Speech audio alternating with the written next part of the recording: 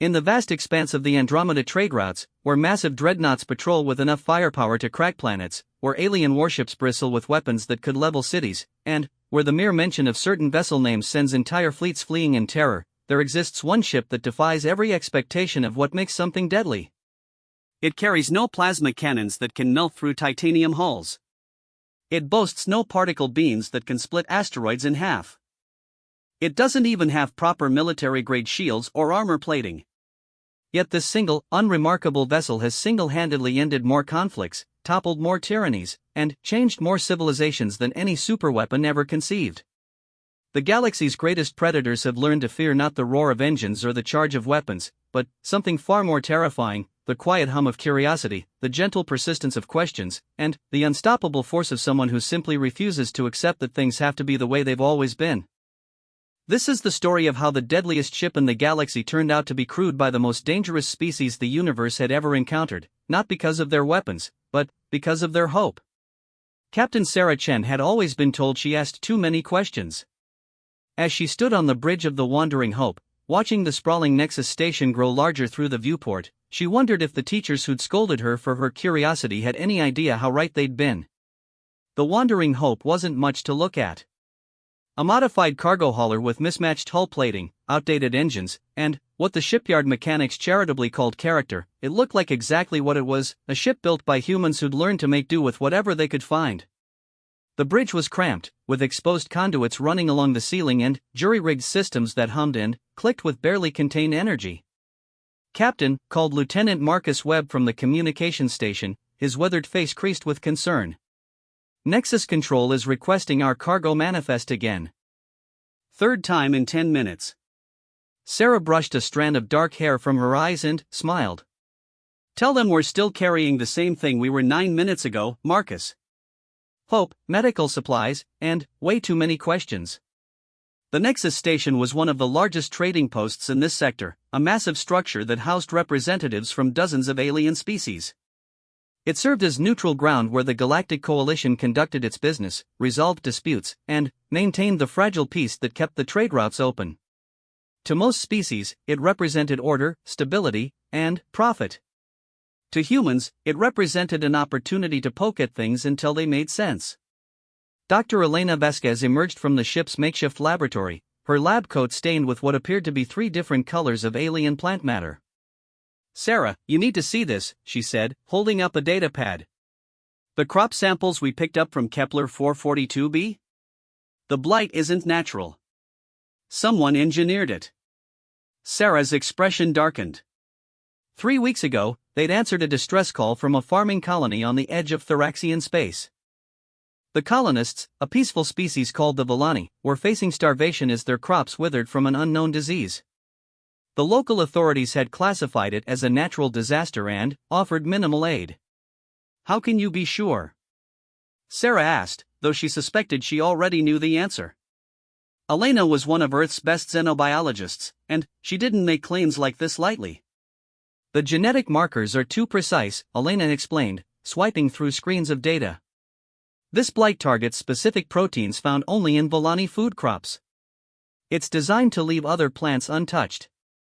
This is biological warfare disguised as a natural plague." From his position at the helm, Chief Petty Officer Diego Santos whistled low. Someone wanted to starve out an entire colony. But who? And why? "Those," said Sarah, "are exactly the kinds of questions that tend to make people nervous around here." The Wandering Hope docked at Nexus Station with barely a whisper of contact. Sarah had learned long ago that humans moved differently than other species in the galaxy. Most aliens approached problems with either overwhelming force or careful negotiation. Humans tended to simply walk up to problems and start poking them with sticks until something interesting happened. The station's interior was a marvel of engineering and diplomacy. Soaring chambers accommodated species of vastly different sizes, from the towering Crothery with their crystalline exoskeletons to the diminutive flocks who communicated in patterns of bioluminescence. Environmental controls shifted seamlessly between zones, providing the specific atmospheric conditions each species required. Sarah's team made their way through the commercial district, drawing the usual curious glances. Humans were still relatively new to galactic society, having achieved faster-than-light travel only 50 years earlier. Most species regarded them with a mixture of curiosity and caution.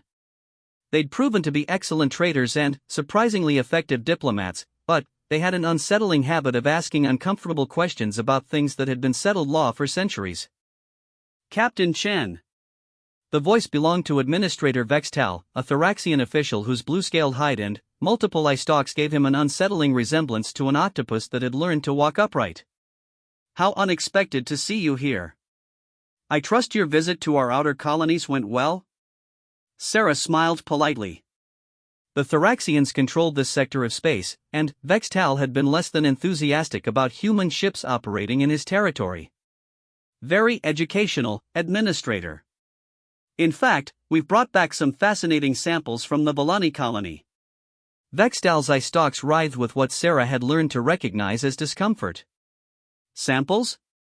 The agricultural crisis on Kepler 442b has been thoroughly investigated by our best scientists. A simple case of crop disease, nothing more. Funny thing about that, Dr. Vasquez interjected, stepping forward with her datapad. The disease seems to have some very specific characteristics. Almost as if it was designed rather than evolved. The administrator's skin flushed a deeper shade of blue. Dr. Vasquez, I hardly think a human scientist, however capable, is qualified to make such determinations about agricultural matters in Thoraxian space. You're probably right, Sarah said, her tone remaining conversational. That's why we're planning to present our findings to the Galactic Agricultural Council. I'm sure they'll want to conduct their own investigation, just to be thorough. The change in Vextal's demeanor was immediate and dramatic. His eye stalks snapped to attention, and his skin shifted to a mottled pattern that Sarah's cultural training had taught her indicated extreme agitation. Captain, surely there's no need to involve the council in what is clearly a minor agricultural matter. Oh, but I think there is, Sarah replied. See, we humans have this annoying habit of not being able to let things go when they don't make sense. And a crop disease that targets only Volani food sources while leaving everything else untouched?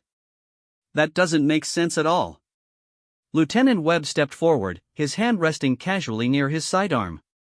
The movement wasn't threatening, but it was noticeable. Captain, I'm picking up some interesting chatter on the security frequencies. Seems like there are quite a few Thoraxian ships moving toward the outer colonies all of a sudden. Vextal's skin had now shifted to an angry red color.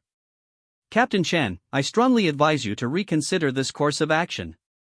The Thoraxian Confederation has been a loyal member of the Galactic Coalition for over 3 centuries. Accusations of biological warfare are serious matters that could destabilize this entire sector. They certainly are serious matters, Sarah agreed. Which is exactly why they need to be investigated properly. She paused, studying the administrator's increasingly agitated posture. Unless, of course, you have some reason to want to avoid that investigation? The standoff was interrupted by the arrival of another figure, Ambassador Kelnara of the Zenithian Protectorate, a tall, elegant being whose silver skin seemed to shift like liquid mercury. The Zenithians were one of the oldest and most respected species in the galaxy, and their word carried considerable weight in coalition affairs. Administrator Vextal, Kelnara said in her melodious voice, I couldn't help but overhear your discussion with our human friends. Such passionate conversation about agricultural matters. Vextal's eye stalks drooped slightly. The Zenithians had been among the first species to recognize the potential of humanity, and their endorsement had opened many doors for human expansion into galactic society. They also had an unsettling ability to appear at precisely the moments when their presence would be most inconvenient for those with something to hide. Ambassador, Vextal said stiffly, the humans are making wild accusations about a simple crop disease in our territory. Are they? Kelnara turned to Sarah with interest. How fascinating. You know, the Protectorate has been monitoring some unusual biological signatures in this sector recently. Nothing conclusive, of course, but enough to raise questions. Sarah felt a surge of gratitude for the Zenithian diplomat's support, but she also recognized an opportunity. Ambassador, would the Protectorate be willing to provide technical assistance to a coalition investigation? We want to make sure we get this right. Naturally, Kelnara replied, her silver features shifting into what passed for a smile among her people. The Protectorate believes strongly in the thorough investigation of potential treaty violations. Biological warfare, after all, has been banned by galactic law for nearly 2 millennia. The color drained from Vexdal's skin, leaving him a pale, sickly green. This conversation has gone quite far enough. I have pressing matters to attend to. As the administrator hurried away, his eye stalks twitching with agitation, Kelnara moved closer to the human crew. Captain Shan, you and your people have a remarkable talent for stirring up interesting situations. We prefer to think of it as being thorough, Sarah replied. Dr. Vasquez, how long would it take to prepare a detailed report on those biological samples? Give me 12 hours and access to a proper lab, Elena said. I can have genetic proof that will stand up to any scrutiny. Excellent. Sarah turned back to the Zenithian ambassador. And if we happen to uncover evidence of a larger conspiracy? What then? Kelnara's expression grew serious. Then, Captain, you would find that the galaxy has been waiting for someone brave enough to ask the right questions. The Thoraxian Confederation has grown increasingly aggressive in recent years. If they're resorting to biological warfare against defenseless colonies. She didn't need to finish the sentence. Everyone present understood the implications. The Galactic Coalition had been built on the principle that might did not make right, that larger and more powerful species would not prey upon smaller ones. If the Thoraxians were breaking that fundamental law, it would threaten the very foundation of galactic peace. Back aboard the Wandering Hope, Sarah gathered her crew in the common area. The ship's mess hall was barely large enough for the 5 of them, but it was private and secure. Diego had swept for listening devices twice, and Elena had deployed a small jamming field as an extra precaution. So, Sarah said, looking around at her team, it looks like our simple medical supply run has turned into something considerably more complicated.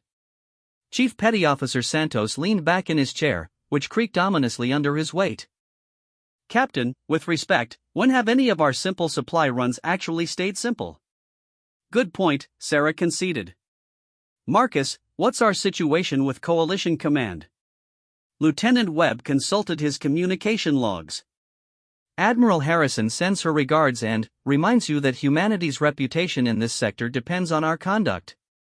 She also says, and I quote, if you're going to poke the hornet's nest, make sure you're ready to deal with the hornets. Sound advice, Sarah mused. Elena, besides the genetic evidence, do we have any other leads? Dr. Vasquez pulled up a holographic display showing the affected region of space. I've been analyzing the distribution pattern of the blight. It's not random. The colonies that were hit first are all strategically located near major shipping lanes or resource-rich systems. Someone is using biological warfare to clear out inconvenient populations. But, why? Asked Ensign Rebecca Kim, the ship's youngest crew member and newest addition. The Villani aren't a threat to anyone. They're farmers. Sometimes, Sarah said quietly, that's exactly the problem. The Villani colonies control some of the most fertile agricultural worlds in this sector. If someone wanted to monopolize food production, they'd have tremendous leverage over the entire region, Marcus finished. Control the food supply, control everything else. The implications hung heavy in the recycled air of the ship. The Thoraxian Confederation was already one of the most powerful forces in this part of the galaxy. If they gained control over the sector's food production, they could essentially dictate terms to dozens of smaller species. Captain, Diego said slowly, I've been thinking about something Administrator Vextal said. He mentioned that accusations of biological warfare could destabilize the entire sector. Go on, Sarah encouraged. Well, what if that's not a threat? What if it's a warning? What if the Thoraxians aren't the only ones involved in this? Sarah felt a chill run down her spine. Diego had an uncanny ability to see patterns that others missed, and his instincts had saved their lives more than once. You think this conspiracy goes deeper than just the Thoraxians? Think about it, Captain. The Coalition has been remarkably slow to respond to reports of agricultural failures in this sector. The relief efforts have been minimal. And now, suddenly, there are Thoraxian ships moving toward the outer colonies just hours after we start asking questions? Elena nodded grimly. Diego's right. This kind of biological weapon doesn't get developed overnight. Someone's been planning this for months, maybe years. And they'd need resources and connections far beyond what a single species could provide. So what do we do? Rebecca asked. We're one ship with a crew of 5. If there's a conspiracy involving multiple species and potentially members of the coalition government, we do what humans do best, Sarah said, standing up and moving to the viewport. Outside, Nexus Station continued its slow rotation, its lights twinkling against the backdrop of stars. We ask more questions. We dig deeper. We refuse to accept that this is just the way things are. And if we end up making enemies of some of the most powerful forces in the galaxy? Marcus asked. Sarah smiled, and there was something fierce and determined in her expression that reminded her crew why they'd chosen to follow her into the unknown. Then, we make sure we ask the right questions in the right places. Because there's one thing our enemies haven't figured out yet. What's that, Captain? Rebecca asked. Humans don't fight the way other species expect. We don't rely on superior firepower or ancient treaties or political maneuvering. We fight with truth, and hope, and the absolute refusal to let bullies have their way. Sarah turned back to her crew. And, sometimes, that's the deadliest weapon of all. Outside the viewport, something was moving in the shadows between the docking arms of Nexus Station. Ships were departing, more than usual for this time of cycle. And, in the depths of space beyond the station, sensors were beginning to detect the subtle distortions that indicated vessels running silent and dark. The Wandering Hope had asked its questions, and now the galaxy was starting to answer. The problem was, some of those answers were coming in the form of weapon signatures and targeting solutions. The attack came at 0347 hours ship time, just as Dr. Vasquez was putting the finishing touches on her biological warfare report. The Wandering Hope's proximity alarms screamed to life, jolting the crew from their bunks as 3 unmarked ships dropped out of hyperspace barely 1,000 kilometers away. Battle stations. Sarah called as she raced to the bridge, still pulling on her jacket. The ship's automated systems were already sealing blast doors and charging what few defensive systems they possessed. Marcus, get me a reading on those ships. Lieutenant Webb's fingers flew across his console, his face grim in the glow of the tactical display. 3 vessels, Captain. Configuration suggests Thoraxian design, but they're running without transponders or identification signals. They're powering weapons. Shields up, Sarah ordered, though she knew their modest defensive systems wouldn't last long against military-grade weapons. Diego, get us moving. Evasive pattern Delta. The Wandering Hope wasn't built for combat. She was a converted cargo hauler whose primary advantage was that nobody expected much from her. But Sarah's crew had learned to make the most of what they had. As the first volley of plasma fire streaked past their starboard side, Diego threw the ship into a spiraling dive that would have torn apart a less sturdy vessel. They're trying to disable us, not destroy us, Elena observed from her position at the science station. Those shots were aimed at our engines and communication array. They want us alive, Sarah realized. Which means we have something they need. Elena, that report already uploaded to a secure server, the doctor interrupted.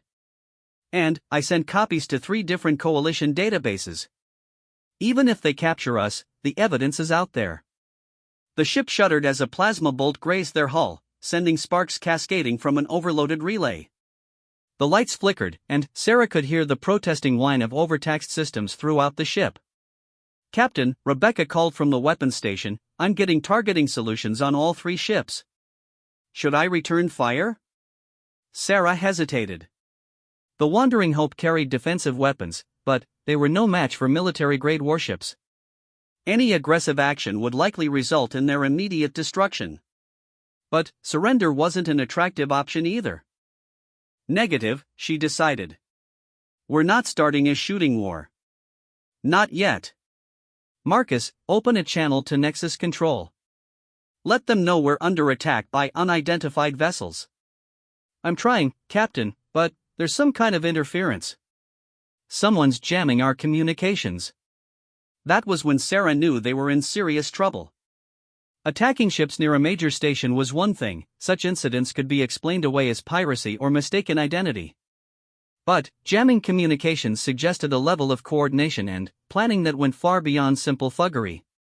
Diego, how long until we can jump to hyperspace? Engines are still warming up from our docking maneuver, the pilot replied, sweat beading on his forehead as he fought to keep the ship ahead of the incoming fire. Another 3 minutes, minimum. 3 minutes might as well have been 3 hours. Sarah watched the tactical display as the attacking ships adjusted their formation, moving to box in the Wandering Hope.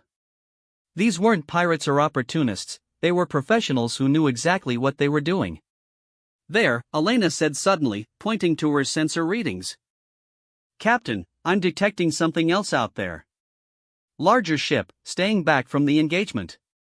Sarah studied the readings and felt her blood run cold.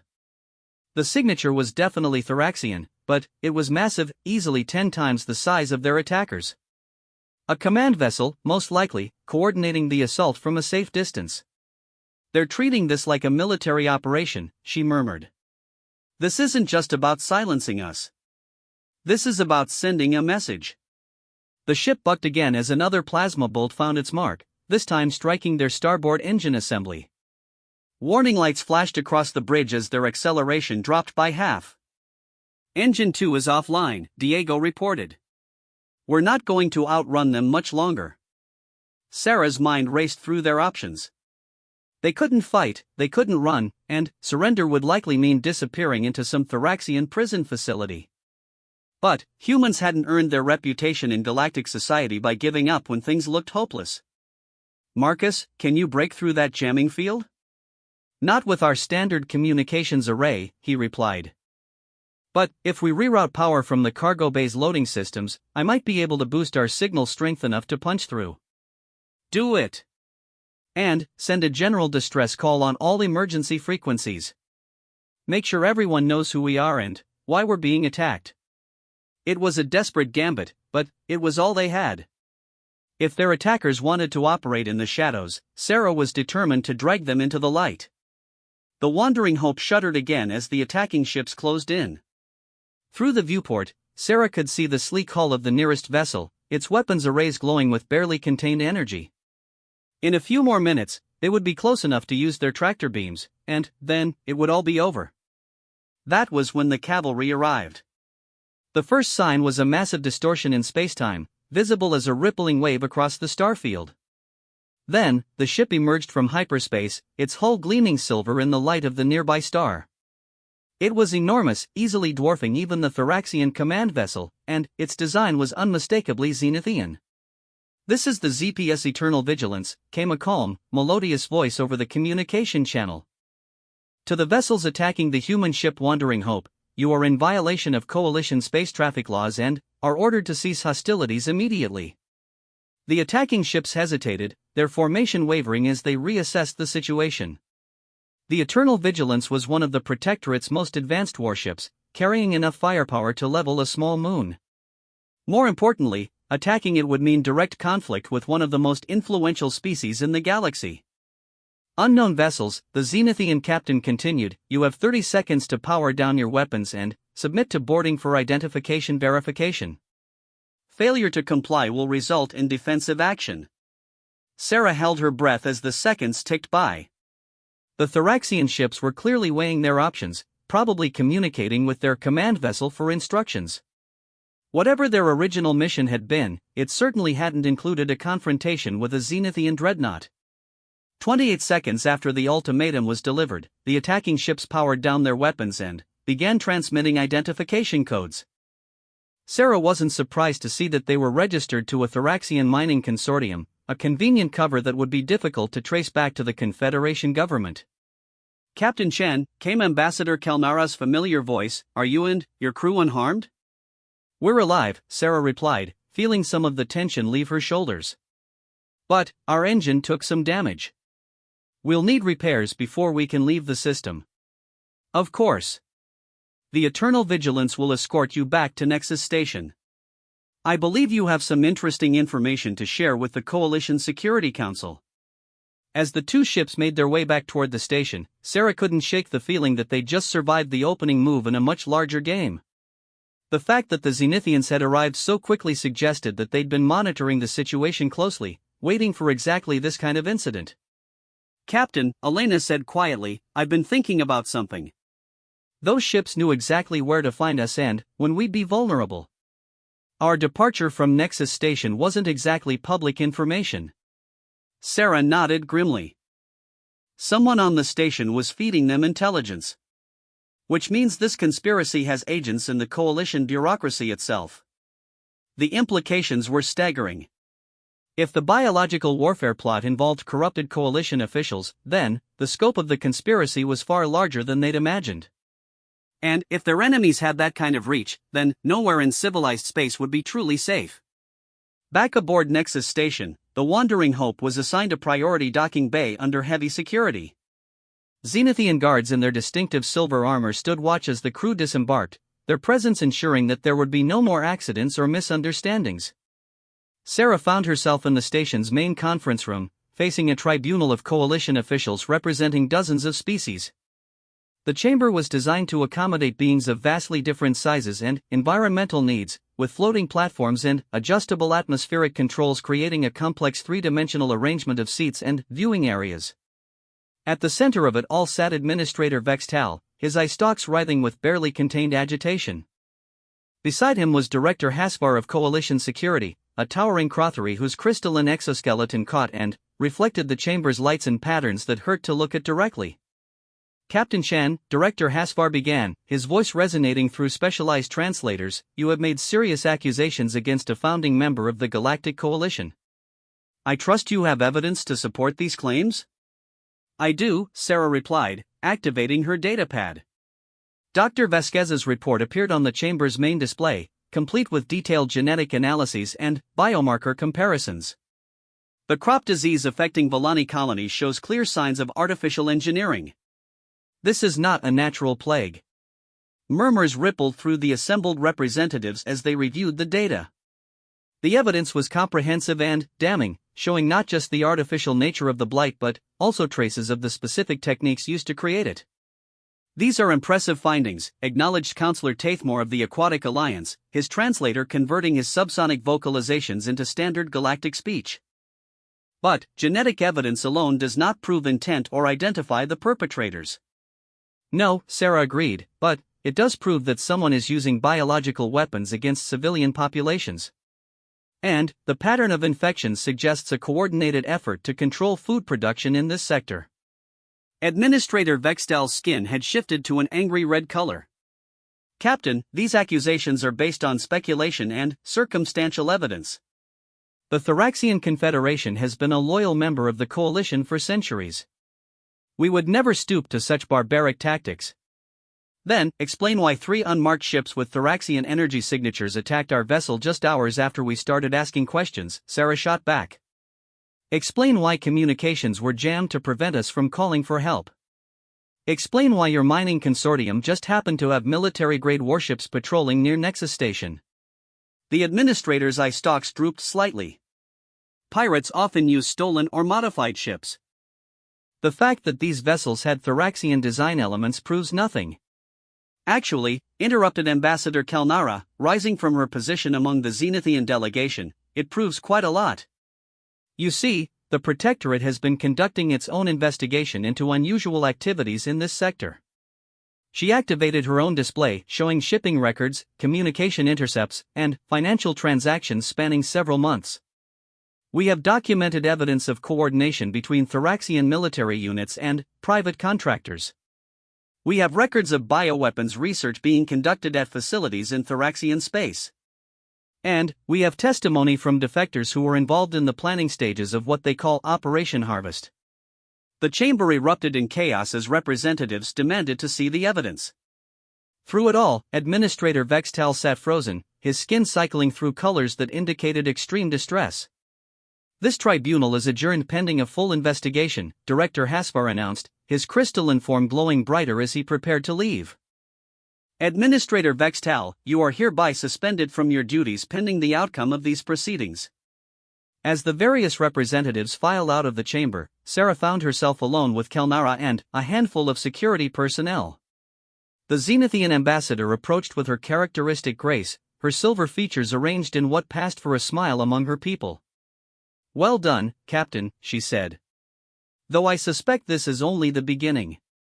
You've been investigating this for months, haven't you? Sarah asked. You knew about Operation Harvest before we brought you the evidence. The Protectorate has been aware of unusual activities in this sector, yes, Kelnara admitted. But we needed proof that would stand up to Coalition scrutiny. Your discovery of the biological warfare evidence provided exactly that. Sarah studied the ambassador's expression, trying to read the subtle shifts in her metallic features. There's more, isn't there? Something you're not telling me. The Thoraxian plot to control this sector's food production is real, Kelnara said carefully, but it's part of a larger pattern. Similar operations are being planned or implemented in at least 6 other sectors. Someone is attempting to destabilize the entire coalition from within. The revelation hit Sarah like a physical blow. If what the ambassador was saying was true, then the conspiracy they'd uncovered was just one thread in a web that spanned much of the known galaxy. Who, she asked. Who has the resources and influence to coordinate something on that scale? That, Kelnara replied, is exactly what we need to find out. And it's why the Protectorate has a proposition for you and your crew. Before Sarah could ask what kind of proposition, her communicator chirped with an emergency signal. Marcus's voice came through clearly, but there was tension in his tone that made her heart race. Captain, you need to get back to the ship immediately. We've just received a priority message from Admiral Harrison. Earth is under attack. Sarah felt the world shift beneath her feet. Earth, humanity's homeworld and the heart of their expanding civilization, was 20,000 light-years away. If it was under attack, then the conspiracy had just become personal. How? She asked, already moving toward the chamber's exit. Who's attacking Earth? Unknown ships, Captain. But the energy signatures are familiar. They're using the same jamming technology that was used against us. And the weapons. Captain, they're using biological weapons. Something that targets human-specific genetic markers. Sarah's blood turned to ice.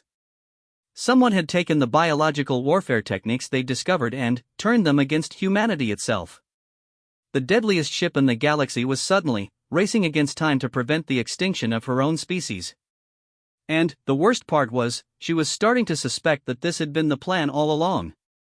The journey to Earth took 18 days at maximum hyperspace velocity, 18 days during which the crew of the Wandering Hope lived with the growing dread that they might arrive too late. Reports filtered in through coalition communication networks, painting a picture of devastation that defied comprehension. The attack hadn't come as an invasion fleet or a bombardment from space. Instead, unknown ships had deployed atmospheric processors over major population centers, releasing what appeared to be an enhanced version of the same bioweapon technology they'd discovered in Thoraxian space. Within hours, crops began failing across entire continents. Within days, the human food supply was collapsing at a rate that suggested extinction within months. 7 billion people, Dr. Vasquez muttered as she reviewed the latest casualty reports. How do you engineer something that specific? Something that can target not just human crops, but human digestive systems as well? Sarah stood at the bridge viewport, watching the stars streak past as they pushed their engines beyond recommended limits. Behind them, the Eternal Vigilance and 2 other Zenithian vessels maintained formation, their presence both protective and ominous. Ambassador Kelnara had insisted on accompanying them to Earth, bringing with her a team of scientists and military advisors whose expertise might be humanity's only hope. The bioweapon is selective, Elena continued, reading from her analysis. It's designed to break down specific proteins found in Earth-based plants and in human cellular structure. But here's the interesting part, it leaves other Earth species largely untouched. Whoever created this wanted to eliminate humans while preserving the planet's ecosystem for future use. Genocide with an environmental conscience, Marcus said bitterly from his position at communications. How thoughtful of them. Have you made any progress on identifying the source? Sarah asked, turning away from the viewport. The question had haunted her for days. Creating a bioweapon this sophisticated would require resources and knowledge beyond what any single species possessed. That's what troubles me most, Elena replied. The genetic engineering techniques used here are advanced beyond anything I've seen. This represents collaboration between multiple species, possibly including some of the most scientifically advanced civilizations in the galaxy. The implications hung heavy in the recycled air of the bridge. If the attack on Earth represented the work of multiple species acting in concert, then the conspiracy they'd uncovered went far deeper than territorial expansion or resource control. This was about the deliberate elimination of humanity from galactic society. Captain, Rebecca called from her station, I'm detecting something on long-range sensors. Ships ahead, moving away from Earth's solar system. Sarah moved to the tactical display, studying the sensor readings. 3 vessels, moving at high speed toward the outer reaches of the system. Their signatures were masked, but there was something familiar about their energy patterns. Can you get a better reading? She asked. Working on it, Rebecca replied, her fingers flying across her console. Got it. Same configuration as the ships that attacked us at Nexus Station. Thoraxian design, but running without identification transponders. They're leaving the scene of the crime, Diego observed grimly. Question is, are they finished with their work, or are they just getting started? Before Sarah could respond, her communicator chirped with an incoming message. Admiral Harrison's face appeared on the small screen, her usually composed features etched with exhaustion and grief. Sarah, she said, thank God you're here. The situation is worse than our reports indicated. The bioweapon isn't just affecting food production, it's actively targeting human immune systems. We're looking at complete societal collapse within weeks unless we can find a countermeasure. Admiral, what's the current status of Earth's defenses? Sarah asked. Stretched thin, Harrison admitted. Most of our fleet was deployed to the outer colonies when the attack began. The few ships we have left are trying to maintain order and distribute what uncontaminated supplies we can find. But, Sarah, there's something else. We've detected similar attacks beginning on human colonies throughout known space. Whoever's doing this, they're not just targeting Earth, they're trying to wipe out our entire species. The connection ended, leaving the bridge in stunned silence. Sarah felt a cold fury building in her chest, the kind of anger that went beyond personal outrage to something much more primal and dangerous. Captain, Kelnara's voice came through the ship's communication system. May I join you on the bridge? I believe we need to discuss our options.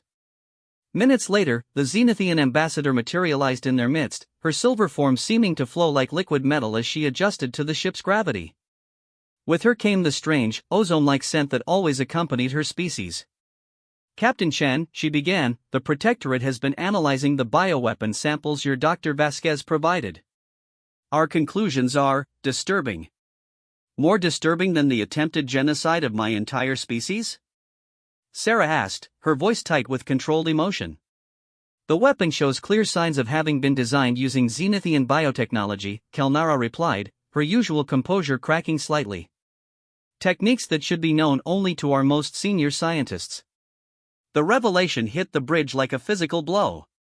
If the Zenithians, humanity's strongest allies in the coalition, were somehow involved in the conspiracy, then the situation was even more hopeless than they'd imagined. Are you telling me your people are behind this?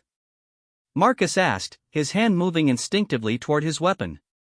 No, Kelnara said firmly. But someone with access to our most classified research is. The Protectorate has maintained strict controls on biological research for millennia, precisely because of the potential for weapons like this. For someone to have acquired our techniques. There's a traitor in your government, Sarah finished. Someone with very high-level access. So it would appear. Which means that even our response to this crisis may be compromised. Kelnara moved to the tactical display, studying the sensor readings from the fleeing ships. Captain, I need to ask something of you that may seem impossible. I'm listening. Those ships are carrying the production facilities used to create the bioweapon. If we can capture one of them intact, we might be able to reverse engineer a countermeasure. But it would require getting close enough to board a ship that's designed specifically to avoid capture.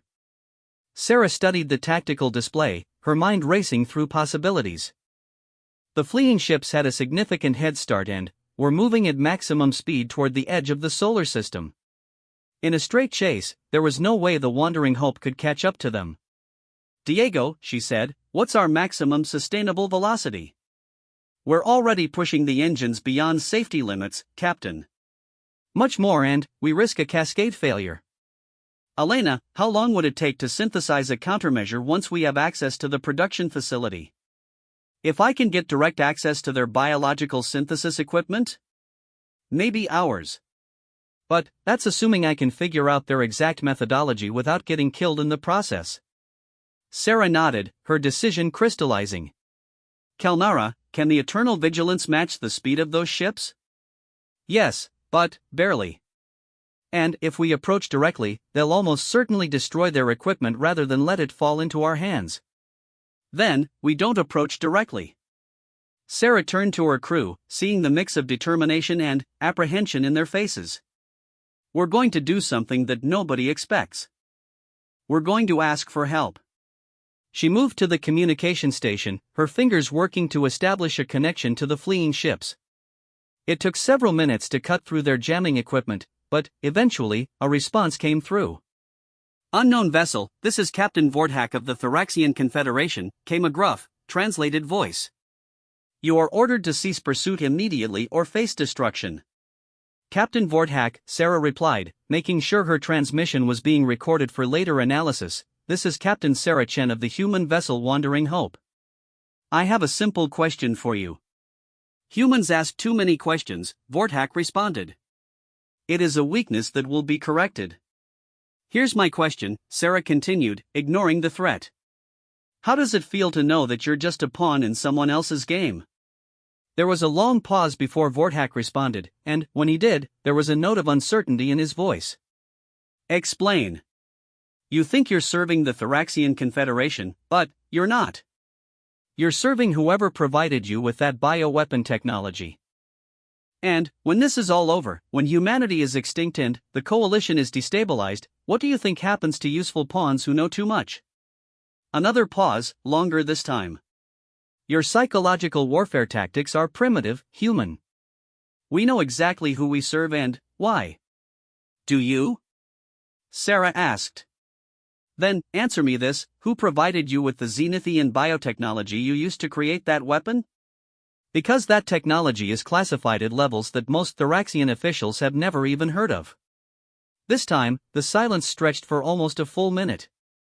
When Vorthak finally responded, his voice had lost some of its earlier confidence.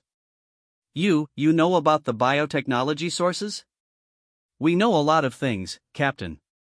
We know about Operation Harvest. We know about the coordinated attacks across multiple sectors. And we know that whoever's really running this conspiracy has been lying to their Thoraxian allies about the true scope of their plans. Impossible. The Confederation leadership approved this mission. We have full authority to commit genocide using technology that your species doesn't possess? Sarah interrupted. Captain, I'm going to share something with you. We've been investigating this conspiracy for weeks now. Every piece of evidence we've uncovered points to the same conclusion: the Thoraxians are being manipulated by forces that have no intention of sharing power once humanity is eliminated. The communication channel went silent for several minutes. Sarah could imagine the frantic discussions taking place aboard the Thoraxian ships as they processed this information. If she was right about their role as unwitting pawns, then seeds of doubt would be taking root. Finally, Vorthak's voice returned, but it was different now, questioning, uncertain. What evidence? Sarah smiled grimly. Sometimes the deadliest weapon was simply telling the truth at exactly the right moment. Captain, are you aware that identical bioweapon attacks are being launched against Thoraxian agricultural colonies even as we speak? That's impossible. Our colonies were specifically exempted from. Vorthak's voice cut off abruptly as he realized what he'd just revealed. Exempted by whom, Captain? And if your colonies were supposed to be safe, why are they currently experiencing crop failures identical to what's happening on Earth? The tactical display showed the Thraxian ships beginning to slow, their formation becoming less cohesive as uncertainty crept into their maneuvering. Sarah could sense that Vorthak was struggling with the possibility that everything he'd been told was a lie. You're saying that the Confederation itself has been betrayed? I'm saying that whoever's really behind this conspiracy sees both humans and Thraxians as obstacles to be removed, Sarah replied. The question is, are you going to help them complete their plan, or are you going to help us stop it? The response came not from Vorthak, but from one of the other ships in the formation. Captain Chen, this is Commander Sek Tal of the Confederation vessel Vengeful Strike. We need to talk. The meeting took place aboard the Eternal Vigilance, in a conference room hastily reconfigured to accommodate both human and Thraxian environmental needs. The irony wasn't lost on Sarah that enemies who had been shooting at each other days earlier were now sitting across a negotiation table, united by the growing realization that they'd both been manipulated by forces beyond their understanding. Commander Sek Tal was younger than Sarah had expected, her blue-scaled hide bearing the ritual scarification that marked her as a veteran of the Thraxian military campaigns. Unlike Administrator Vextal's nervous energy, Sek Tal possessed the calm, focused demeanor of a professional soldier who'd learned to adapt quickly to changing circumstances. Captain Chen, she began, her multiple eye stalks focusing with uncomfortable intensity, what you said about attacks on Thraxian colonies, we need proof. Dr. Vasquez activated her portable display, showing the genetic analysis that had started their investigation weeks earlier. The bioweapon technology used against human populations is identical to what was deployed against the Volani farmers. But there are variations in the targeting mechanisms that suggest multiple versions of the weapon. She manipulated the display to show a complex three-dimensional model of the bioweapon's genetic structure. This variant targets human cellular proteins. This one focuses on Volani agricultural crops. And this one. She highlighted a third structure with ominous red markers. This one is designed to attack Thraxian digestive systems. Sek Tal's skin flushed to a deep purple color that Sarah had learned indicated extreme distress among her species. You're saying that weapons designed to kill Thraxians have already been created? Not just created, Elena confirmed. Deployed. Our long-range sensors detected the atmospheric signatures of biological weapon deployment over at least 3 Thraxian agricultural worlds in the past 48 hours. The Thraxian commander's eye stalks writhed with agitation. But that's impossible. Our orders came directly from the Confederation Council. We were told that humanity was developing biological weapons to use against coalition species, and that preemptive action was necessary for our survival. Let me guess, Sarah said grimly, those orders came through secret channels, with instructions not to discuss the mission with anyone outside your immediate chain of command. Sek Tal's silence was confirmation enough. Sarah could see the pieces clicking together in the alien commander's mind, the growing realization that she and her crew had been deliberately isolated from normal Confederation oversight. Who gave you those orders?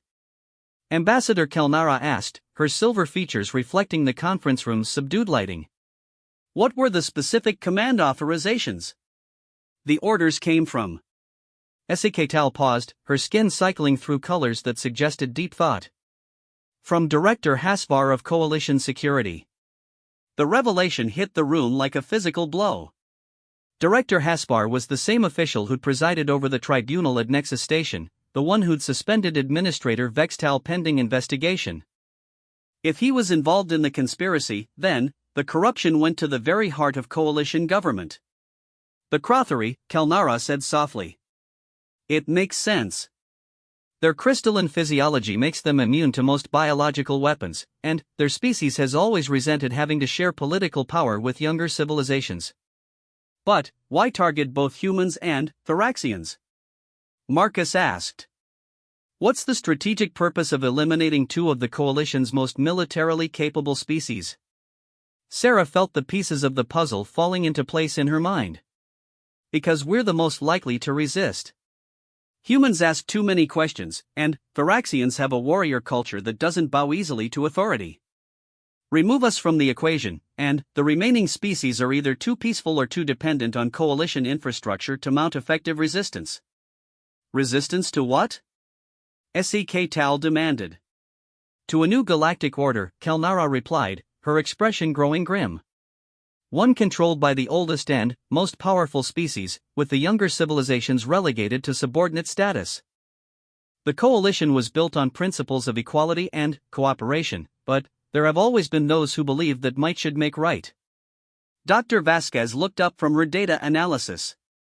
I've been comparing the biological weapons signatures with genetic databases from across the galaxy. The sophistication of these weapons suggests collaboration between at least 5 different species, all with advanced biotechnology capabilities. 5 species working together to eliminate their competition, Sarah mused. It's brilliant, in a horrible way. Use biological weapons that leave infrastructure intact while eliminating inconvenient populations. Then, step in as the saviors, offering aid and protection to the survivors. The question is, SEK Tal said, how do we stop them? My ships carry some of the biological weapon production equipment, but if we destroy it, we lose any chance of developing countermeasures. Not necessarily, Elena interjected. I've been thinking about this problem since we first discovered the Volani Blight. Biological weapons have a fundamental weakness: they're designed to target specific genetic markers.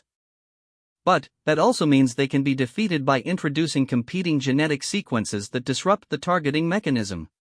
She manipulated her display to show a simplified version of her proposed solution. If I can get access to the production equipment, I can reverse engineer not just a countermeasure, but a way to turn the weapon against itself.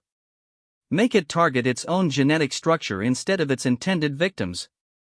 How long would something like that take? Sarah asked. With proper equipment and unlimited access? 6 hours, maybe 8. But I'd need to work directly with the biological synthesis systems, and any mistake could result in creating an even more deadly variant. SEK Tal leaned forward, her eye stalks focused intently on the human doctor. Dr. Vasquez, if you can create this countermeasure, the Confederation will provide whatever resources you need. My people may have been deceived into participating in this conspiracy, but we will not stand by while genocide is committed in our name.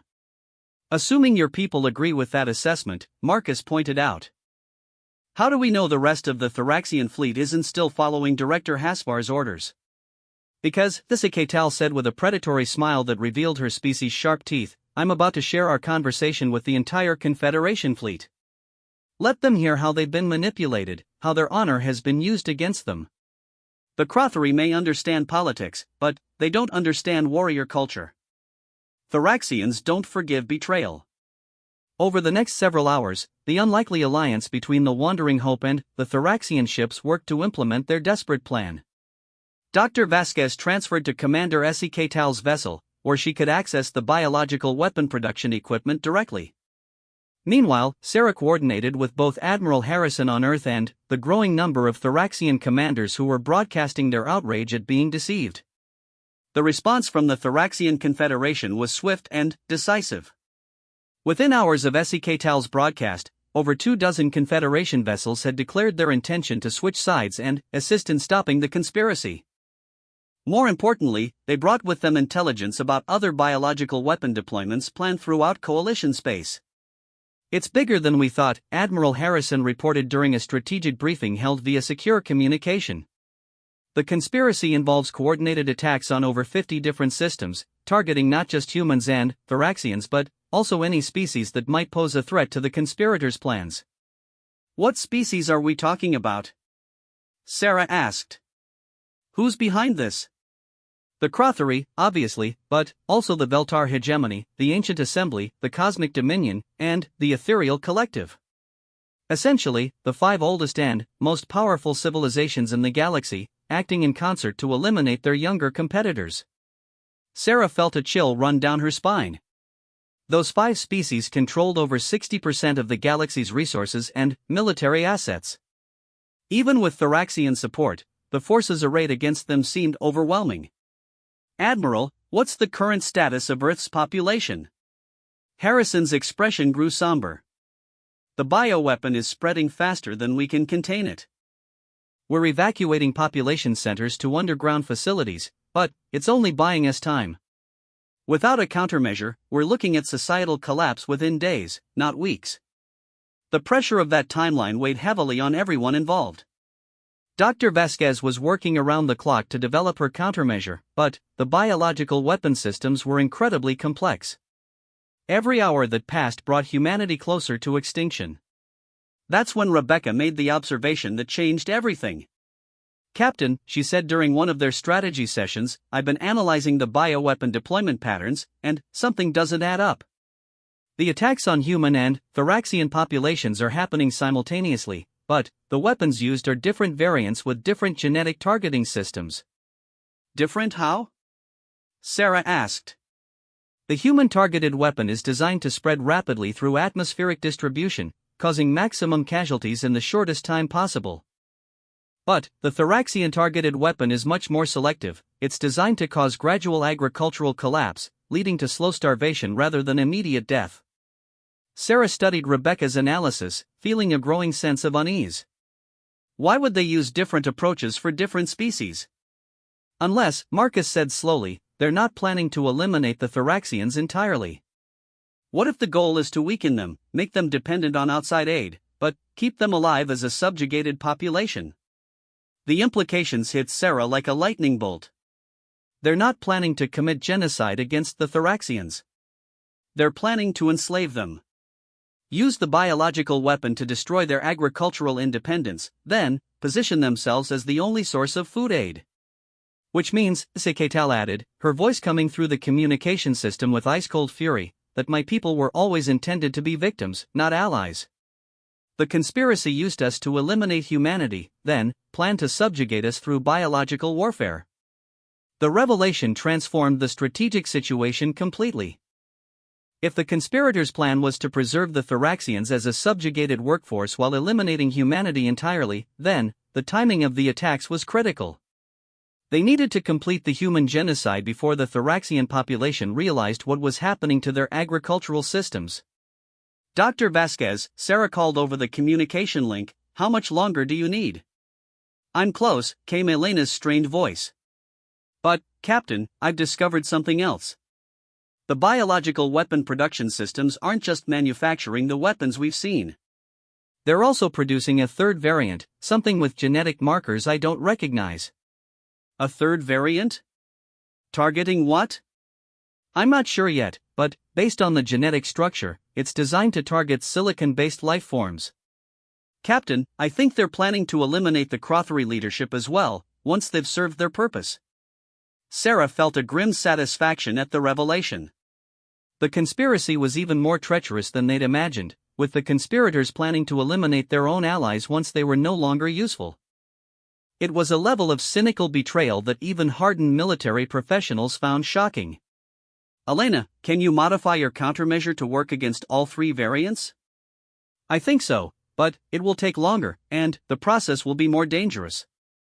I'm essentially trying to create a biological virus that attacks other biological viruses, while making sure it doesn't accidentally target any legitimate life forms. Do it, Sarah ordered. And, Elena?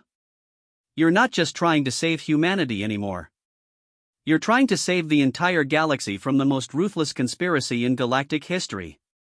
As Dr. Vasquez worked frantically to complete her countermeasure, the combined human and Thoraxian forces prepared for what everyone understood would be the final confrontation. Intelligence reports indicated that the conspiracy's main fleet was massing at the edge of Coalition space, preparing to move in and restore order once the biological weapons had completed their work. Sarah stood on the bridge of the Wandering Hope, watching the tactical displays that showed friendly forces converging from across the sector. The deadliest ship in the galaxy was about to lead a desperate coalition of former enemies against forces that controlled most of the known universe. It was exactly the kind of impossible situation that humans specialized in. The final battle didn't begin with weapons fire or grand declarations of war. It began with Dr. Elena Vasquez uploading a simple data packet to the galaxy's primary communication network, a packet that contained the genetic blueprint for Hope itself. Countermeasure is complete and uploaded, Elena announced over the communication channel, her voice hoarse with exhaustion. She'd spent 36 consecutive hours working with Thoraxian biological synthesis equipment, racing against the extinction of her species. I've transmitted the synthesis instructions to every coalition medical facility, every agricultural station, and every research laboratory in the database. Sarah felt a weight lift from her shoulders that she hadn't realized she'd been carrying. For weeks, humanity had faced the very real possibility of extinction. Now, at least, they had a fighting chance. Deployment status, she asked. Earth confirms successful synthesis and atmospheric distribution beginning immediately, Admiral Harrison reported. Thraxian colonies are also beginning countermeasure deployment. Dr. Vasquez, I don't know how to thank you. Thank me by making sure this never happens again, Elena replied. And, Admiral? The countermeasure isn't just defensive. I've designed it to seek out and neutralize the biological weapon production facilities as well. Every ship, every laboratory, every research station that's been involved in this conspiracy, their equipment is about to become very expensive scrap metal. The genius of Elena's solution was elegant in its simplicity. Rather than trying to create a traditional antidote, she'd engineered a biological agent that targeted the specific genetic markers used by the bioweapons to identify their victims. The countermeasure essentially convinced the weapons that they'd achieved their objectives, causing them to deactivate and break down harmlessly. But, more than that, the countermeasure was designed to spread through any biological weapon production system it encountered, causing cascading failures that would render the equipment permanently unusable. In a single stroke, Elena had not only saved humanity and the Thraxians but had also eliminated the conspirators' ability to create new biological weapons. The response from the conspiracy was swift and predictable. Long-range sensors detected massive fleet movements as the ancient alliance of elder species abandoned their shadowy manipulation tactics in favor of direct military action. Contacts bearing 27 Mark IV, Rebecca reported from her sensor station. I count over 300 vessels, including at least 50 Dreadnought-class ships. Krahari, Veltar, and Ancient Assembly signatures confirmed. Sarah studied the tactical display with grim satisfaction. The conspiracy had been forced to abandon the shadows, which meant they were no longer operating with the advantage of surprise and deception. But it also meant that the coming battle would determine the future of galactic civilization. Status of our forces? She asked. 47 human vessels, including the Eternal Vigilance and 2 other Zenithian ships, Marcus reported. 73 Thraxian warships have confirmed their intention to fight alongside us. Commander Sektal is coordinating their battle formations. The odds were still heavily against them, but Sarah had learned not to underestimate the power of being right. Throughout galactic history, countless tyrants had discovered that superior firepower meant nothing when faced with people who refused to surrender their principles. Open a channel to the approaching fleet, she ordered. Channel open, Captain. This is Captain Sarachin of the human vessel Wandering Hope, speaking for the Coalition Defense Force. To the commanders of the conspiracy fleet, you have one opportunity to surrender and submit to justice for crimes against galactic civilization. The response came in the form of a massive particle beam that would have vaporized the Wandering Hope if Diego hadn't executed an emergency evasive maneuver. The beam passed close enough to overload several systems and fill the bridge with the acrid smell of burning electronics. I guess that's a no, Diego observed, wrestling with the controls as he brought their ship back into formation. All units, this is Admiral Harrison aboard the Defiant, came the voice of humanity's senior military commander. The conspiracy fleet has opened hostilities. All ships are authorized to engage with extreme prejudice. Remember, we're not just fighting for our species, we're fighting for the principle that might does not make right.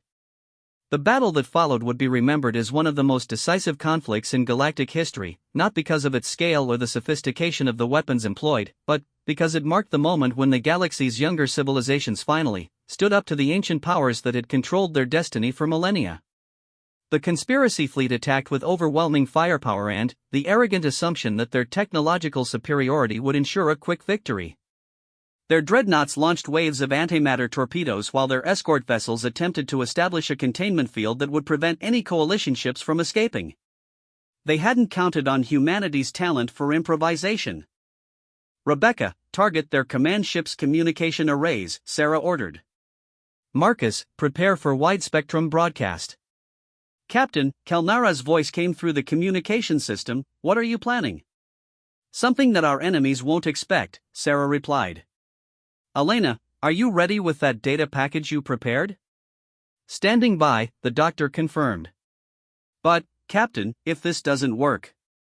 Then, we go down fighting, and, at least the galaxy will know the truth, Sarah finished. Do it! The Wandering Hope broke formation and accelerated directly toward the Conspiracy Fleet's command ship, a massive Krahari dreadnought whose crystalline hull reflected the battle's weapon discharges in patterns of deadly beauty. Point defense systems opened fire immediately, filling the space around them with energy beams that would have destroyed any normal ship. But the Wandering Hope wasn't normal. She was a converted cargo hauler whose hull plating came from a dozen different sources, creating an irregular surface that deflected energy weapons in unpredictable directions. More importantly, she was crewed by humans who had learned to make the impossible look routine. Broadcasting now, Marcus announced as they closed to within communication range of the enemy command ship.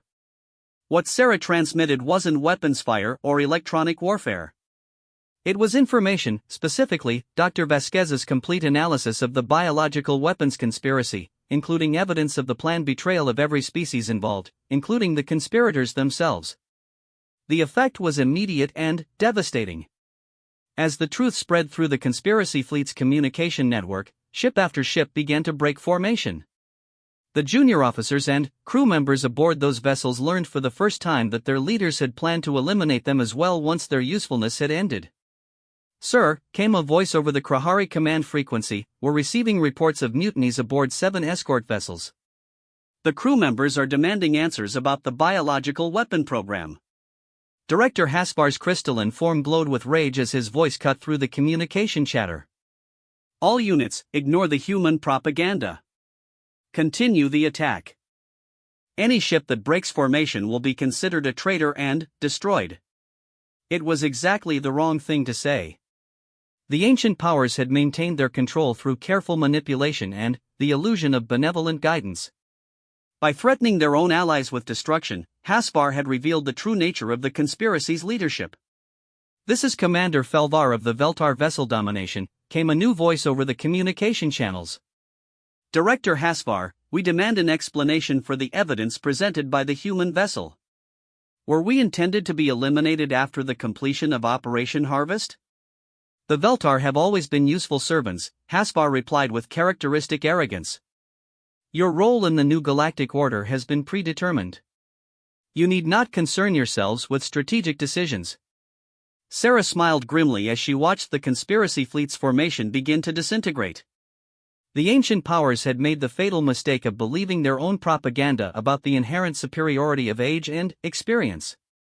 They'd forgotten that loyalty based on fear and deception was always fragile.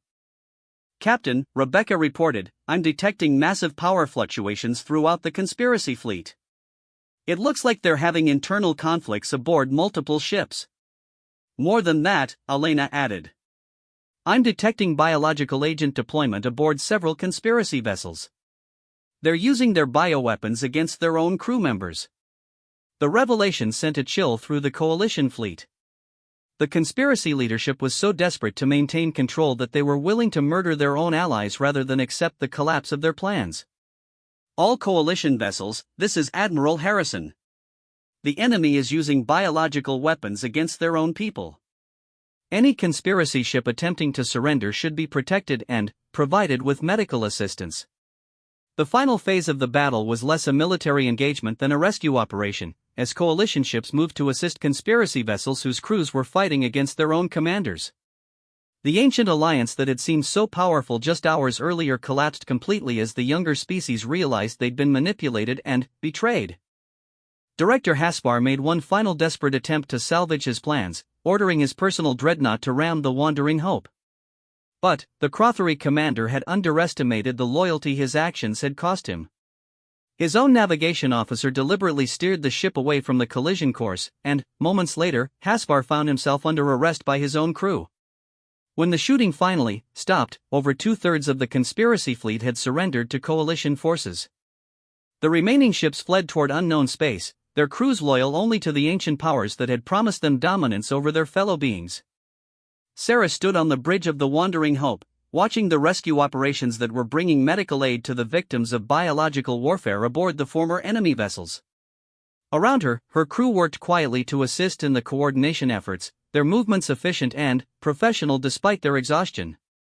"Captain," Kelnara's voice came through the communication system, "the Protectorate has asked me to convey their gratitude for your role in exposing the conspiracy.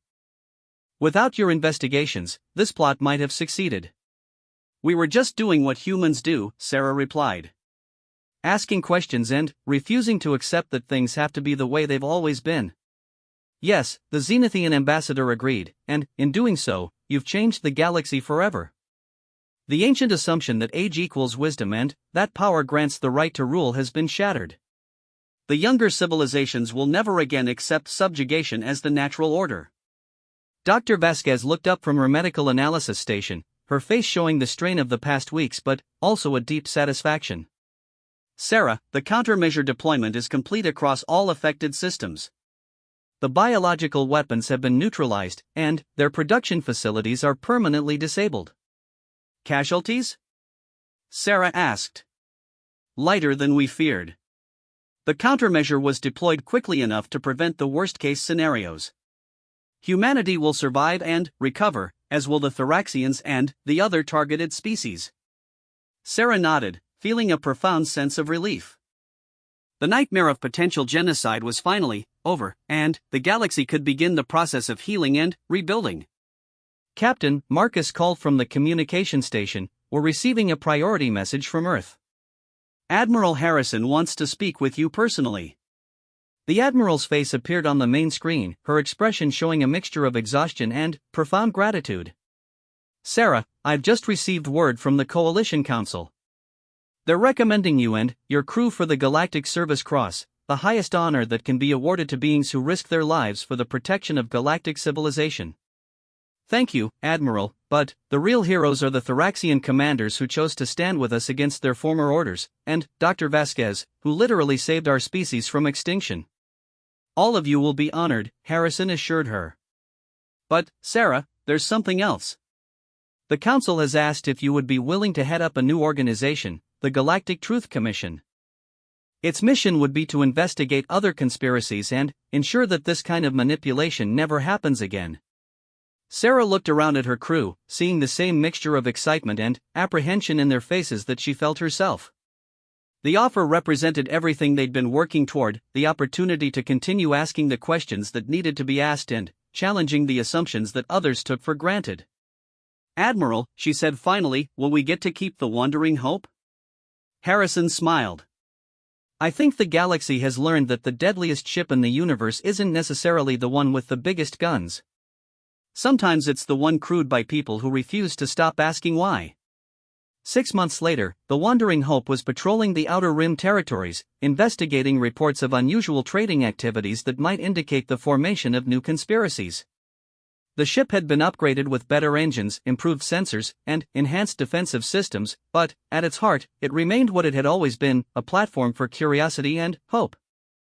Captain Sarah Chen stood on the bridge, watching a beautiful binary star system rotate slowly through their viewport. Somewhere in that system, according to their intelligence reports, someone was asking the wrong kinds of questions about ancient artifacts that had been declared off-limits by galactic law.